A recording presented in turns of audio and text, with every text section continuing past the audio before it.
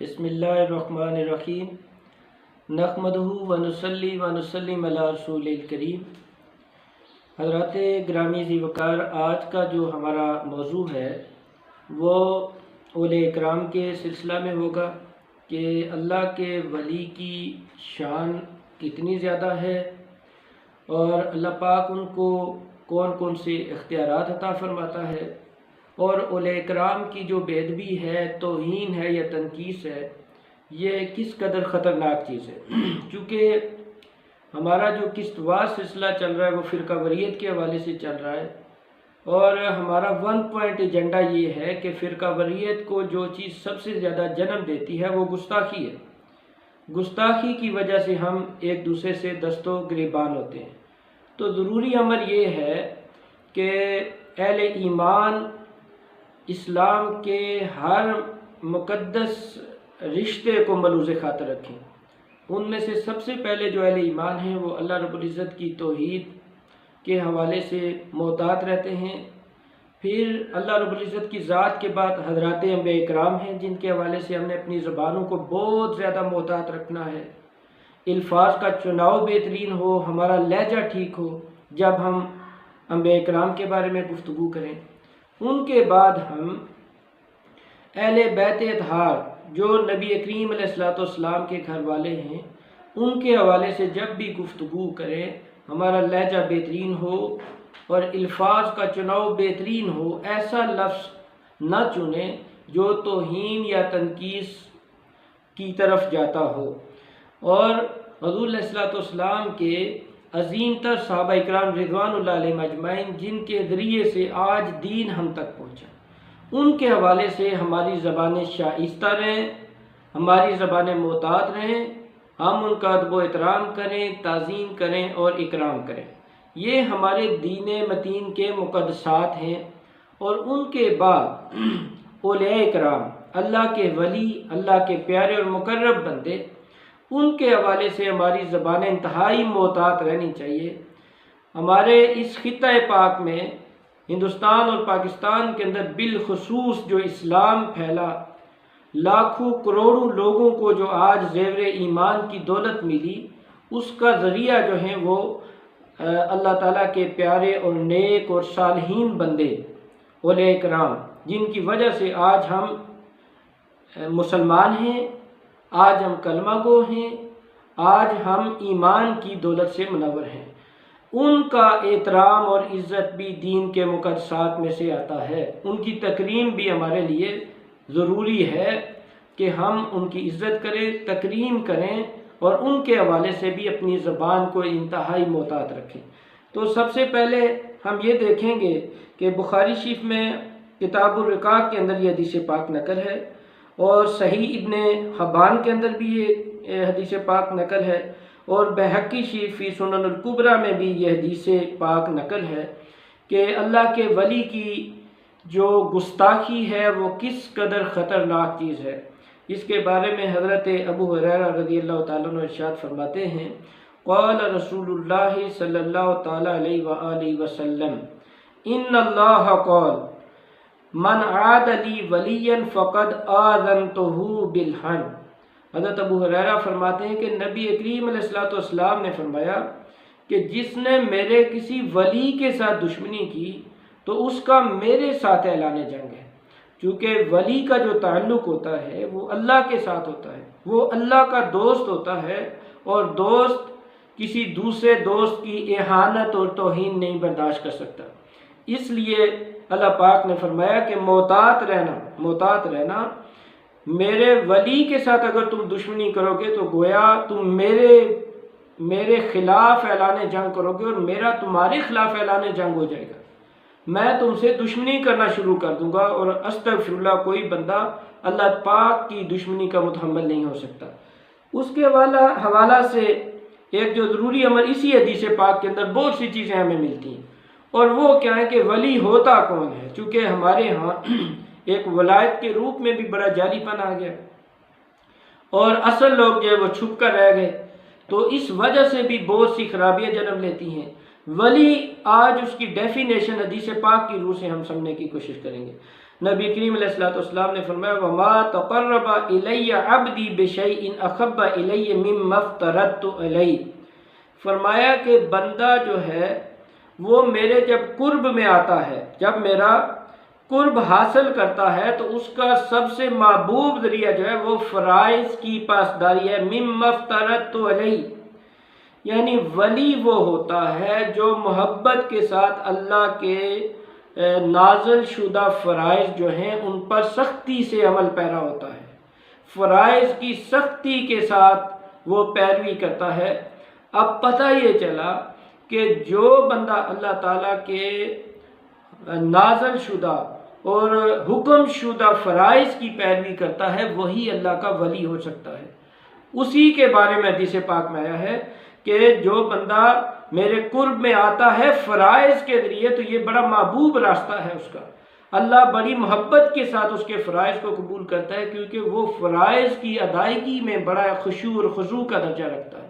تو پہلی چیز یہ ولی کی نشانی ہوتی ہے۔ دوسرا وما یزال عبدی یتقرب الی بالنوافل، فرمایا پھر ایک قرب تو فرائض کے ذریعے سے وہ حاصل ہوتا ہے، اسی کو علماء کرام نے قرب فرائض والے کچھ علماء کرام بیان کیے، کچھ قرب نوافل والے بیان کیے۔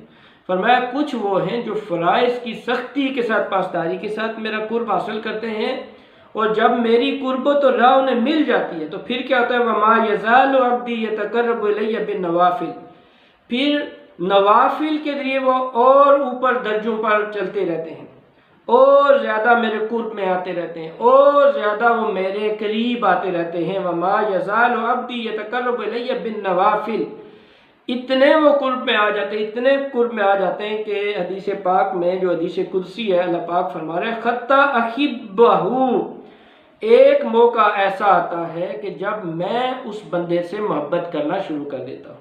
اس میں ہمیں دو چیزیں ملی، ولی وہ ہوتا ہے جو فرائض کا سختی سے پابندی کرنے والا اور نوافل بھی کثرت کے ساتھ ادا کرنے والا۔ اگر علماء اکرام کی تاریخ کو دیکھا جائے، ہم سید الاولیاء حضرت سیدنا غوث الاعظم جیلانی رضی اللہ تعالیٰ عنہ ان کے حوالے سے اگر ہم دیکھیں ان کی عبادت اور ریاضت کو، تو آپ نے 40 سال تک عشاء کی نماز سے عشاء کے وضو سے صبح کی نماز ادا کی، یعنی اتنی کثرت کے ساتھ عبادت کرنے والے تھے۔ اور فرمایا کہ 15 سال تک میں نے رات میں ایک ٹانگ پر کھڑے ہو کر پورا قرآن جو ہے وہ پڑھا ہے، یعنی اس قدر عبادت اور ریاضت، فرائض کی پاسداری ساتھ نفلی عبادت بھی کثرت کے ساتھ۔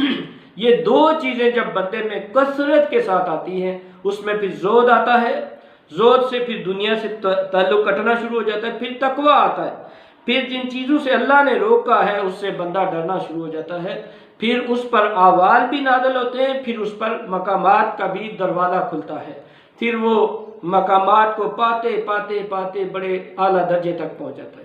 تو یہ ایک ولی کی شناخت ہے بہت بڑی، جو باشرع ولی ہے جس کے ہوش و حواس قائم ہیں۔ ہاں علماء کرام میں سے ایک وہ طبقہ ہے جن کو مجذوب کہا جاتا ہے، چونکہ ان کی عقل ساقط ہو جاتی ہے، اس وجہ سے ان سے شریعت کا جو قلم ہے وہ اٹھا لیا جاتا ہے، اور اسی پر فقہا کا فتویٰ بھی ہے کہ جو بندہ جس کی عقل ساقط ہو جائے، بظاہر عقل نظر نہ آئے اس میں، تو ایسے بندے سے شریعت کا قلم جو ہے وہ اٹھ جاتا ہے، ان کا درجہ کچھ اور ہے۔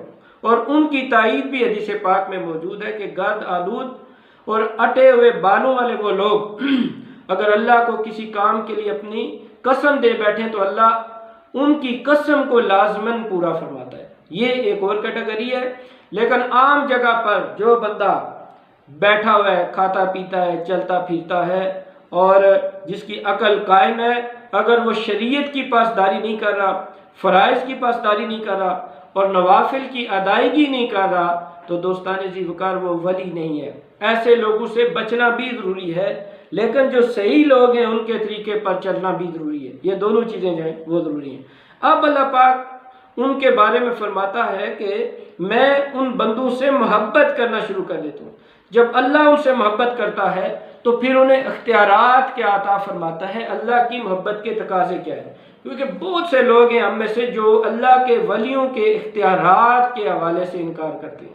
تو اس کے بارے میں کیا فرمایا، خطا خبہ، فَإِذَا أَحْبَبْتُهُ جب میں اس سے محبت کرتا ہوں كُنْتُ سَمْعَهُ الَّذِي يَسْمَعُ بِهِ فرمایا جب میں اس سے محبت کرتا ہوں تو جن کانوں سے وہ سنتا ہے، وہ اگر ظاہری ترجمہ کیا جائے تو یہ آتا ہے کہ میں بن جاتا ہوں، اور اگر اس کا مفہوم واضح کیا جائے گا تو یہ پتہ چلے گا کہ كُنْتُ سَمْعَهُ الَّذِي يَسْمَعُ بِهِ کا معنی یہ ہے کہ بظاہر کان اس کے ہوتے ہیں، طاقت میں دے دیتا ہوں۔ جب پھر اللہ اسے طاقت دیتا ہے تو پھر وہ دور اور نزدیک سے بھی سننا شروع ہو جاتا ہے۔ جیسے سیدنا فاروق اعظم رضی اللہ تعالیٰ عنہ نے مدینہ شریف میں بیٹھ کر ایک جنگ کا منظر اپنی آنکھوں سے دیکھا اور ان کو تنبیہ بھی کی، یا سارۃ الجبل جبل، یہ باقاعدہ الفاظ بھی ارشاد فرمائے۔ تو یہ تائید حدیث پاک میں موجود ہے کہ بظاہر کان اس کے ہوتے ہیں، کبھی اللہ اس کو اتنی طاقت دے دیتا ہے کہ وہ دور سے بھی سننا شروع کر دیتا ہے۔ لیکن یہاں پر اس عقیدے کا اظہار ضروری ہے کہ وہ طاقت اللہ کی عطا کردہ طاقت ہوتی ہے۔ اب یہاں پر ایک مسئلہ جس کو ہمارے لیے سمجھنا انتہائی ضروری ہے، وہ کیا ہے؟ وہ یہ ہے کہ بظاہر کان اس کے ہوتے ہیں، طاقت میری ہوتی ہے، اس کا مطلب یہ ہے کہ اللہ کی عطا کردہ طاقت۔ اگر کوئی عطا کردہ طاقت مانتا ہے تو وہ عین ایمان ہے، اور اگر کوئی بندہ اس کو ولی کی ذاتی طاقت مانتا ہے تو یہیں پر شرک بن جاتا ہے۔ یہیں سے شرک اور حقیقت کے جو دروازے ہیں وہ جو ہے وہ جدا ہونا شروع ہو جاتے ہیں۔ وَبَصَرَهُ الَّذِي يُبْصِرُ بِهِ فرمایا بظاہر آنکھیں اس کی ہوتی ہیں، دیکھ میرا تو طاقت میری ہوتی ہے، یعنی پھر اللہ اس کی دیکھنے کی طاقت کو کیا پتا کتنا بڑھا دے اپنے فضل و عنایت سے۔ بظاہر آنکھیں اس کی ہوں اور طاقت کئی گنا بڑھ جائے، کتنے دور تک وہ دیکھنا شروع کر دے، اور یہ کئی اولیاء اکرام کی کرامات سے ثابت ہے۔ اگر ہم اس پر بحث کریں گے تو چونکہ وقت اتنا نہیں ہے، لیکن ہزارہا کرامتیں ایسی ہیں کہ جو دور سے سننے کی بھی موجود ہیں، دور تک دیکھنے کی بھی، اور اسی پر حدیث پاک ہے کہ اتقوا من فراست المومن فہو ینظر من نور اللہ، مومن کی فراست سے ڈرو، وہ اللہ کے نور سے دیکھتا ہے۔ اب پھر کیا فرمایا؟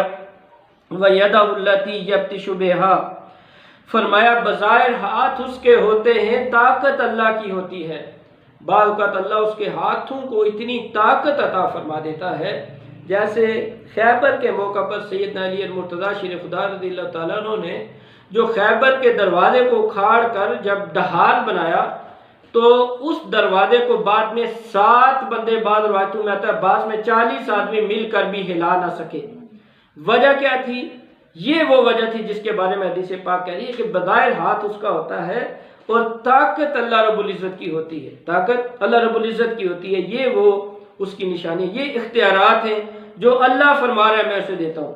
وَرِجْلَهُ الَّتِي يَمْشِي بِهَا بظاہر پاؤں اس کے ہوتے ہیں، طاقت میری ہوتی ہے، یعنی اس کے پاؤں اور قدموں کو بھی میں طاقت دے دیتا ہوں۔ حضرت خواجہ خواجگاہ حضرت بہاؤالدین نقشبند بخاری رحمۃ اللہ علیہ تعالیٰ کا واقعہ ہے کہ آپ بخارا شریف میں آپ کی ایک مرید، آپ خود بخارا شریف میں تھے، ملتان میں آپ کی ایک مرید خاتون تھی، اس کو بادشاہ وقت نے مینار سے کہا کہ نیچے گرا دو۔ جب گرانے لگے تو اس نے یہاں سے صدا لگائی کہ اے خواجہ نقشبند آج پہنچنا، اور اللہ نے اس کی آواز کو خواجہ صاحب تک پہنچا دیا۔ جیسے بظاہر کان ان کے ہوتے ہیں، طاقت اللہ کی ہوتی ہے۔ تو جب وہ عورت اس مینار سے نیچے آئی تو حیران رہ گئی کہ دیکھا کہ حضرت خواجہ نقشبند نیچے کھڑے اور آپ نے اس کو نیچے اتار دیا۔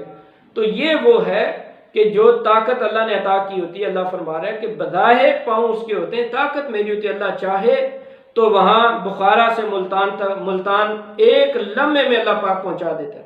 جیسے ملک الموت ہے، 1 سیکنڈ میں جہاں پہنچنا چاہیے وہ پہنچ سکتا ہے۔ یہ اللہ کی عطا کردہ طاقتیں ہیں جو اللہ اپنے ولیوں کو عطا فرماتا ہے۔ پھر چونکہ ہم اولیاء اکرام کے پاس جاتے ہیں دعائیں کرانے کے لیے، اور دعائیں کرانا سنت ہے نبی کریم علیہ السلام کی۔ سیدنا علی المرتضیٰ شیخ خدا اور سیدنا فاروق اعظم رضی اللہ تعالیٰ عنہ حضرت ویسے کرنی کے پاس گئے، حضور نے فرمایا تھا ان سے جا کر دعائیں کرانی، تو اس کا کیا درجہ ہے؟ وَإِن سَأَلَنِي لَأُوتِيَنَّهُ اللہ پاک فرماتا ہے میرا ولی اگر مجھ سے کوئی سوال کرے میں لازماً اسے عطا فرماتا ہوں۔ اسی لیے ہم اولیاء اکرام کے پاس دعائیں کرانے کے لیے جاتے ہیں کہ اللہ ان کی زیادہ سنتا ہے، اس لیے کہ وہ اللہ کے زیادہ تابع دار ہے۔ جو بچہ والدین کا زیادہ تابع دار ہوتا ہے، والدین اس کی زیادہ سنتے ہیں۔ تو اسی طرح جو اللہ کا زیادہ تابعدار بندہ ہوتا ہے، بندگی کرنے والا ہوتا ہے، اللہ اس کی زیادہ سنتا ہے۔ اور اللہ رب العزت ارشاد فرما رہا ہے کہ میرا ولی اگر کوئی چیز مجھ سے مانگے تو میں اسے ضرور عطا فرماتا ہوں۔ وَلَئِنِ اسْتَعَاذَنِي لَأُعِيذَنَّهُ، اگر میرے سامنے وہ کسی بندے کی سفارش کرے تو میں اس کی سفارش کو قبول کرتا ہوں۔ یہ وہ اختیارات ہیں جو اللہ رب العزت اپنے بندوں کو عطا فرماتا ہے۔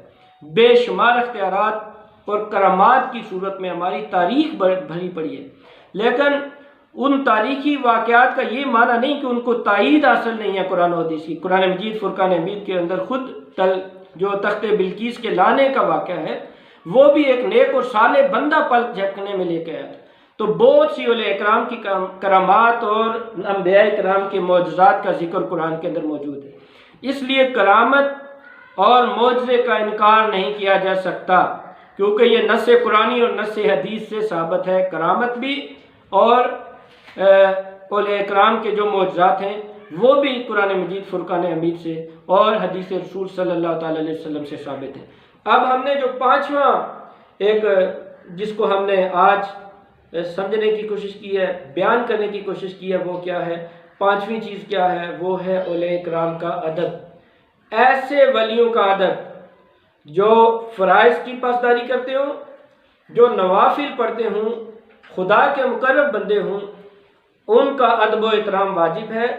اور اگر کوئی شخص ان کا ادب نہیں کرتا، جیسے حضرت خواجہ معین الدین اجمیری چشتی رحمۃ اللہ علیہ جیسی شخصیات جنہوں نے لاکھوں لوگوں کو زیور ایمان سے منور کیا، حضرت سیدنا غوث الاعظم جیلانی رضی اللہ تعالیٰ عنہ جنہوں نے لاکھوں لوگوں کو زیور ایمان سے منور کیا، حضرت داتا علی حجویری جنہوں نے لاکھوں لوگوں کو زیور ایمان سے منور کیا، اور آج ایمان کی دولت اگر ہمارے پاس موجود ہے تو ان نفوس قدسیہ کی وجہ سے۔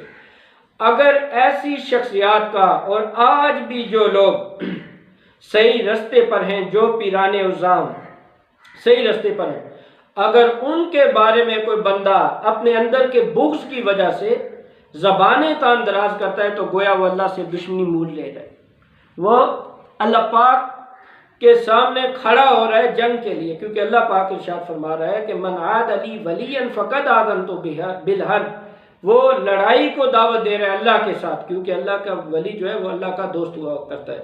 اس کے ساتھ ساتھ کچھ دو چار چیزیں اور جو ہمارے سمجھنے کے لیے ضروری ہیں، وہ یہ کہ بعض جگہ پر ہماری بعض خانقاہیں ایسی ہیں جہاں پر اپنے بزرگوں کا طریقہ نہیں رہا، اور وہاں پر افراتفری ہے، مسائل ہیں، کئی جگہوں پر چرس پی جا رہی ہے، بھنگ پی جا رہی ہے، شراب نوشی تک کی جا رہی ہے۔ اللہ پاک معاف فرمائے کہ جو جگہ دین کے پھیلانے کا ذریعہ تھے وہی جگہ آج سمجھ لیں کہ برائی کا نعوذ باللہ اڈا بن چکے ہیں۔ اب اس کا معنی یہ نہیں ہوتا کہ کسی خانقاہ پر اگر اس کا سسٹم درست نہیں ہے تو وہ اللہ کا ولی جو ہے اس کا نعوذ باللہ کوئی قصور ہے، بلکہ اگر ہم دیکھیں تو کوئی زمانہ ایسا بھی رہا کہ جب خانہ کعبہ شریف کے اندر بھی بت رہے، اور نبی کریم علیہ السلام نے آ کر کیا کیا؟ یہ نہیں کہا کہ خانہ کعبہ کو گرا دو کیونکہ یہاں پر بت پرستی ہوتی ہے، بلکہ بتوں کو گرایا۔ تو طریقہ یہ ہے کہ ایسے خانقاہوں کے اندر سے ایسے لوگوں کو اٹھایا جائے، اور صحیح لوگ جو ہیں، جو صحیح وارثان ہیں، ان کو وہاں پر بٹھایا جائے اور صحیح تربیت والے لوگ وہاں پر موجود ہوں۔ خانقاہ جو ہے وہ تین چیزوں کا ذریعہ ہوتی ہے۔ انشاءاللہ اگلے ٹاپک میں تھوڑا سا تصوف کی جو بنیاد ہے اس پر ضرور گفتگو کروں گا، لیکن تین چیزیں خانقاہ کے لیے ضروری ہوتی ہیں۔ یہ پہلی بات یہ ہے کہ یہ کلام گاہ ہوتی ہے۔ کلام گاہ کیا؟ یہاں سے لوگوں کو تعلیم ملتی ہے تبدیلی کی، اندر کی تبدیلی کی۔ جو صاحب مسند ہو، صاحب ارشاد ہو، جو مصلی پر بیٹھنے والا بندہ ہو، اس کے لیے ضروری ہے کہ جو بندہ آئے اس کی تربیت کے لیے کوئی نہ کوئی گفتگو کرے۔ جیسے ہماری خانقاہ عالیہ پر قبلہ شاہ جی کا طریقہ تھا، عام سے عام آدمی بھی اگر آ جائے تو آپ ارشاد فرمایا کرتے تھے، سائیں نماز پڑھ سکتے ہو، سگریٹ چھوڑ سکتے ہو اور سر پر ٹوپی رکھ سکتے ہو تو میرے پاس آنا، اگر یہ کام نہیں کر سکتے تو مجھے بندوق کی ضرورت نہیں ہے۔ اور وہ اگر کوئی عمل پیرا نہ ہوتا تھا تو اس کو پھر نکال بھی دیا کرتے تھے۔ نماز کی پابندی، تو کلام کا پہلی چیز یہ ہے کہ وہ کلام گاہ ہوتی ہے، وہاں سے ارشاد ہوتا ہے، جس کو اقبال نے کہا ہے کہ میراث میں آئی ہے انہیں مسند ارشاد، یہاں سے ارشادات ملتے ہیں، تعلیمات ملتی ہیں، اور بزرگوں کی تعلیمات پڑھیں تو بندے کو پتہ چلتا ہے کہ یار یہ بزرگ کتنے کامل لوگ تھے۔ پہلی چیز یہاں پر یہ ضروری ہے، یہ سمجھنے کی بہت زیادہ ضرورت ہے کہ وہاں پر کلام گاہ ہو، طعام گاہ، یعنی جو لوگ وہاں پر آئیں، اگر روٹی کا وقت ہے، جو سادہ سا کھانا ہے، لنگر ہے، وہ بالخصوص جو غربا لوگ ہیں ان کو ضرور کھانا کھلایا جائے، جتنی کوئی استطاعت ہے اس کے مطابق کھانا ضرور کھلایا جائے۔ حضرت بابا جی محمد قاسم صادق مولوی رحمۃ اللہ علیہ تعالیٰ نے اپنے صاحبزادے حضرت پیر نذیر احمد مولوی رحمۃ اللہ علیہ، جو ان کے صحیح جانشین تھے، ان کو جو اپنی آخری وصایا فرمائی تھی، ان میں ایک بات فرمائی تھی کہ تمہارے دروازے پر غریب بھی آئیں گے اور امیر بھی آئیں گے، بیٹا یاد رکھنا غریب کی روٹی نہ بند کرنا، غریب کو ضرور کھانا کھلاتے، یہ صدقہ جاریہ ہے، یہ صدقہ ہے، اور اس کی برکت سے بہت سے لوگوں کے مسائل حل ہو جاتے ہیں، کیونکہ صدقے سے بلائیں ٹلتی ہیں۔ تو اسی لیے اولیاء اکرام کے در پر جو لوگ آتے ہیں تو ان کے بہت سے مسائل حل ہو جاتے ہیں، کیونکہ یہ ایک لنگر کی صورت میں آستانہ علیہ گولڑا شریف پر گیا، اور مجھے زندگی میں ایک دفعہ لنگر شریف وہاں سے کھانے کا موقع ملا، جو حضرت قبلہ عالم اعلیٰ حضرت گولڑوی رحمۃ اللہ علیہ اپنی حیات طیبہ میں جاری کر کے گئے تھے۔ میں نے دیکھا کہ فیکٹریوں کے مزدور جو ہیں، فیکٹریوں کے مزدور، جو لوگ کہتے ہیں خانقاہوں پر کام نہیں ہو رہا، فیکٹریوں کے سینکڑوں مزدور دن کو مزدوری چھوڑ کر وہاں سے جب 12 بجے کے کھانے کا ٹائم ہوتا ہے تو کم از کم 400 بندہ وہاں پر 12 بجے لنگر آ کر کھاتا ہے۔ یعنی غریب کا پیٹ بھرنا بہت بڑی عبادت ہے۔ تو بعض خانقاہیں یہاں پر کام کر رہی ہیں اور کرتی بھی ہیں۔ تو پہلی چیز ہے طعام گاہ ہو، دوسری چیز طعام گاہ ہو، ان کو لنگر جو بھی حسب استطاعت ہے کچھ نہ کچھ ضرور دیا جائے، خانقاہ کا یہ خاصہ ہوتا ہے۔ اور تیسری چیز آرام گاہ، کیونکہ وہاں پر عموماً آپ نے خانقاہوں پر دیکھا ہوگا کہ وہاں پر کمرے بنے ہوتے ہیں، وہاں پر رہائش دی جاتی ہے۔ کن کو دی جاتی ہے؟ جو دور سے آنے والے لوگ ہیں۔ اس کا بھی ایک مقصد ہے کہ دور سے آنے والا بندہ چونکہ سفر میں واپس جانا اس کے لیے مشکل ہے، اور شروع سے خانقاہی نظام میں یہ چیز رکھی گئی، تو اس کی تربیت کے لیے پرانے زمانے میں لوگ بعض اوقات ایک ہفتہ خانقاہوں پر ٹھہرا کرتے تھے اپنے مرشد کے پاس۔ اور مرشد ہوتا کون ہے؟ جو رشد و ہدایت دے۔ مرشد کا تو لفظی معنی یہی ہے، ہدایت دینے والا۔ اگر وہ خود ہدایت پر نہیں ہے تو لوگوں کو کیا ہدایت دے گا؟ تو تیسری چیز جو ضروری ہے وہ کیا ہوگی؟ وہ ضروری امر یہ ہے، تیسری چیز، کہ رہائشیں تعمیر کی جائے، دور سے آنے والے جو زائرین ہیں ان کی تربیت کے لیے ان کو جگہ دی جائے، وہ یہاں پر رہیں، تربیت حاصل کریں۔ تو تین چیزوں کا مصداق ہوتی ہے خانقاہ۔ خانقاہی نظام جو ہے، اولیاء کرام کا جو نظام ہے، اللہ کے ولیوں کا جو نظام ہے، یہ تین چیزوں پر مشتمل ہے۔ جن خانقاہوں میں یہ چیز موجود نہیں، جہاں پر یہ کام شروع ہو گئے، جادو ٹونے اور اس ٹائپ کے جو کام شروع ہو گئے، ناچ گانے اور مزارات پر غیر شرعی حرکات جہاں پر شروع ہو گئی، وہ اپنے فرائض سے غافل ہیں۔ اب وہاں پر ہونا کیا چاہیے؟ چونکہ جہاں پر یہ ذمہ داری ہے حکومت کی بھی، علماء حق کی بھی، کہ وہ رہنمائی کریں، وہاں پر یہ ذمہ داری عوام الناس کی بھی ہے۔ ہم دیکھتے ہیں کہ جہاں پر ناچ گانے ہوتے ہیں وہاں پر عوام الناس کی کثرت ہوتی ہے، زیادہ لوگ بیٹھے ہیں، نماز نہیں ہو رہی اور وہاں پر ناچ گانا ہو رہا ہے، ذکر الہی نہیں ہو رہا، جو خانقاہ کا خاصہ ہے۔ چونکہ خانقاہ میں سب سے بڑی اگر آپ نے تعلیم دیکھنی ہے تو یہ دیکھنی ہے کہ وہاں پر تزکیہ نفس ہو رہا ہے یا نہیں، یعنی اندر سے انسان کو پاک کرنے کا بھی کوئی طریقہ وہاں پر اختیار کیا جا رہا ہے یا نہیں۔ تو تزکیہ نفس کا سب سے بہترین ذریعہ جو ہے وہ ذکر الہی ہے۔ وَذَكَرَ اسْمَ رَبِّهِ قَدْ أَفْلَحَ مَن تَزَكَّىٰ وَذَكَرَ اسْمَ رَبِّهِ فَصَلَّىٰ، وہ فلاح پا گیا جس نے تزکیہ کیا۔ قرآن کہتا ہے وَذَكَرَ اسْمَ رَبِّهِ، اللہ کا ذکر کیا، فَصَلَّىٰ، نماز پڑھی۔ نماز اور ذکر، یہ دو چیزیں جن خانقاہوں پر موجود نہیں ہیں۔ تو عوام الناس سے بھی اپیل ہے کہ آپ خود بھی عقل رکھتے ہیں، آپ کو اللہ نے عقل دی ہے، آپ ایسی جگہوں پر جانے سے خود اجتناب کیوں نہیں کرتے؟ کیوں ہم ایسی جگہوں کو پروموٹ کر کے سامنے لاتے ہیں جہاں پر غیر شرعی حرکات ہوتی ہیں؟ تو ان چیزوں کی بھی بہت زیادہ ہمیں ضرورت ہے۔ یہ سارے معاملات جو ہیں ان کو دیکھنے کی ضرورت ہے۔ انشاءاللہ میں کوشش کروں گا کہ اگلے جو میرے لیکچر ہوں ان کو میں تصوف کی اہمیت اور جو تصوف کا طریقہ کار ہے اس کے حوالے سے کچھ نہ کچھ آپ کو گفتگو سنانے کی کوشش کروں۔ اللہ تعالی ہم سب کو عمل کی توفیق عطا فرمائے، اللہ ہمیں صراط مستقیم پر چلنے کی توفیق عطا فرمائے، اور وہ مقدسات دین جن کی تعظیم ہم پر فرض اور واجب ہے اس کو بجا لانے کی توفیق عطا فرمائے۔ وطن عزیز پاکستان کو اللہ رب العزت فرقہ واریت سے محفوظ فرمائے، اور ہر قسم کی گستاخی سے اسلامیان پاکستان اور تمام عالم اسلام کو ان مقدسات کی گستاخی سے محفوظ فرمائے۔ وما علینا الا البلاغ المبین۔ شکریہ۔